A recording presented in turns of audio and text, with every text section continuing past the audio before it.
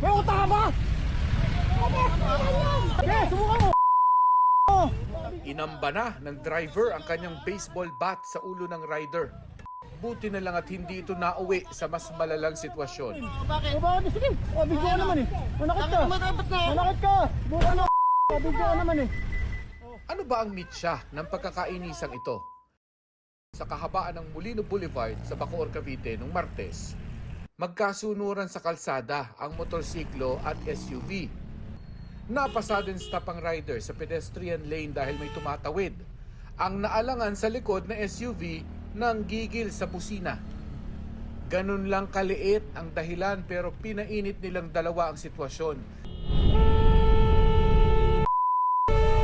Sa tagisan ng busina, hanggang sa huminto at magpalitan naman ng insulto at mura. Video ka na. Sigaw ka ha? Wala ka niya. Hindi ko tayo magkita. Taka-video ka, Unggoy.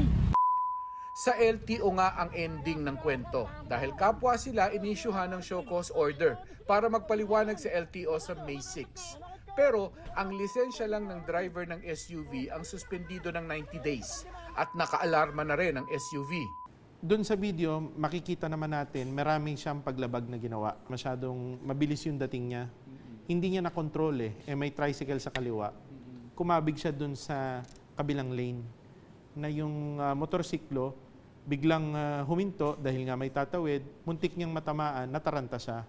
Hanggang sa pumunta na sila sa road rage. Posible raw na i-revoke ng LTO ang lisensya ng SUV driver.